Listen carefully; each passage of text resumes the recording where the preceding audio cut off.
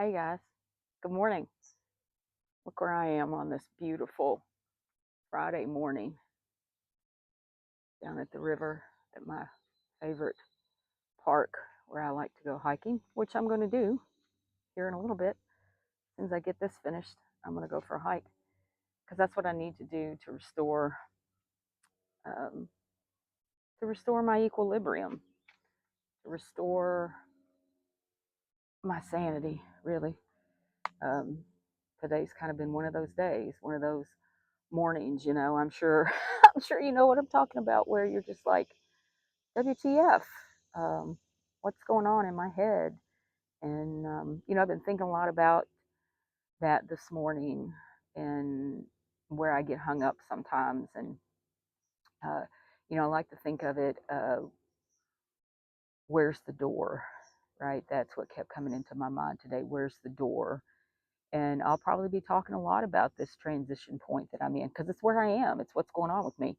And I'm not who I was, and I'm not fully who I'm going to become. I'm in that messy middle phase, that transition phase.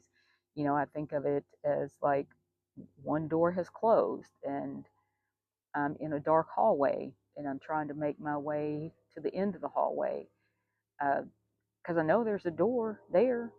I just can't get there just yet, right? I've got to walk through the darkness with just that little bit of light way down the end of the hallway. There could be other doors along the hallway. I don't know. I'm not focused on that. I'm focused on the one where I can see the light. And that's that spark of hope within me that I always try to keep lit no matter what's going on outside of me. And one of the things that I've consistently been challenged by in my life is I was gonna say attitude, but I don't think that's really it. My perspective on life. When you have a lot of early childhood trauma, it shapes how you see the world. And especially when there were people that you were supposed to be able to depend upon and you couldn't for different reasons, you couldn't, or they weren't available. I mentioned before about being raised in an addicted family system. And I think one of the things that, really impacted me significantly was emotional neglect, not really having my feelings, my perceptions validated. And it was my perspective was influenced by what happened to me. And there were some not great things that happened to me. And that made me, I think, geared towards the negative, plus just that kind of, natural tendency of our brain to see the negative in things. So I've really struggled, and I've spent most of my adult life trying to change that perspective because, like many of you, I see what's wrong first rather than what's right. And I'm trying to focus on what's right because focusing on what I don't have, what hasn't arrived yet in my manifestations, that just creates a negative energy that doesn't get me where I want to go. But it's not easy. I mean, I see people talk about, oh, just hold the vision. Well, it's not that easy when you're vision, you struggle with trust sometimes, trusting the vision, trusting my higher power. And that's it. See, it's not that my higher power is not trustworthy. It's that I have difficulty trusting that process. I have difficulty sometimes seeing the light. I believe that I am alone in the darkness. And because I do have a relationship with a power greater than myself, I know intellectually that's not true. But emotionally and spiritually, I don't know that that's not true, right? When you're standing in that dark hallway by yourself, and that dark hallway is life, when life is not handing you good things and you're trying to get your way through it, it's hard sometimes to believe that you're not in that darkness alone. And that's kind of where I was this morning. Um, and I am grateful. I am grateful for all the blessings in my life, but I'm also human, right? And I have to give myself a break, and I have to give myself some grace to understand that I'm not always going to be in a good frame of mind. I'm not always going to be in that happy, joyful, free place.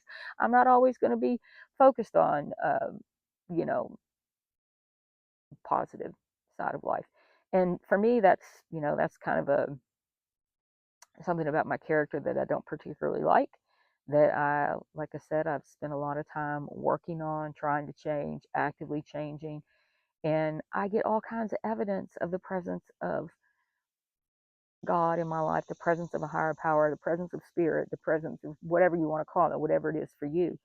Um, in fact, I'm sitting down here by the river by myself this morning, and I see the beauty.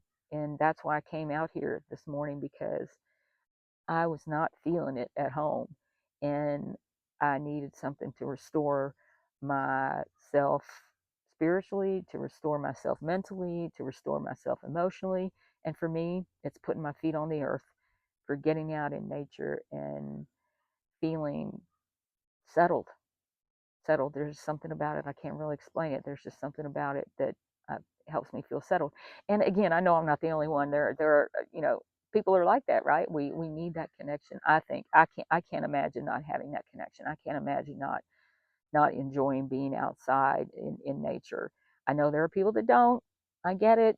You know, bless you, but I don't understand it. Really, I don't. You know,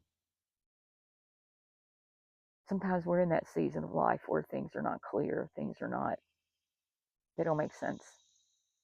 You know, they just don't make sense. And I'm in that waiting period, I think, too, right?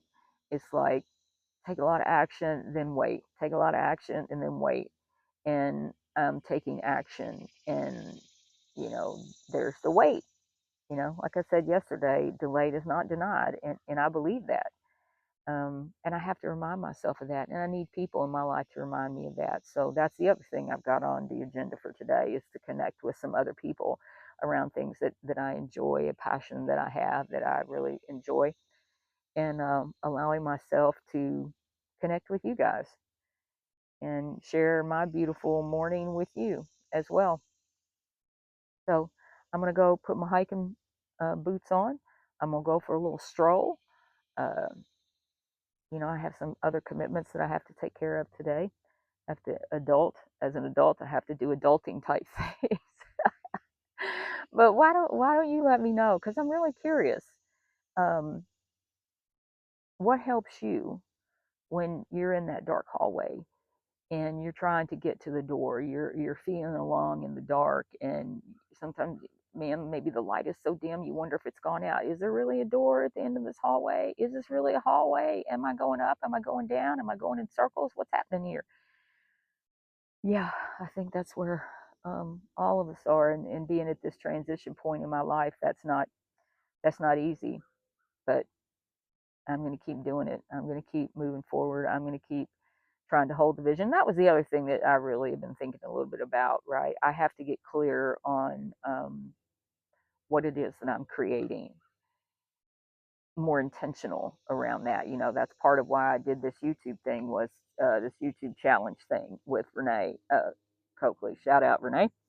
Um, to help me get clear about what I am creating, what I do want to create for my future, to narrow it down, to make things more specific. And maybe this will be part of it, maybe it won't. I don't know, but I'm committed to the challenge. I'm going to continue with the challenge, and hopefully, by the end of it, I'll be able to make a decision whether or not this will be part of my process. Um, we'll see. But anyway, I hope that it is. I hope you guys will stick around. I hope you'll come along with the journey with me. Oh, there goes an airplane overhead. I'm sure you guys can hear all that. I'm going to let that pass for a minute.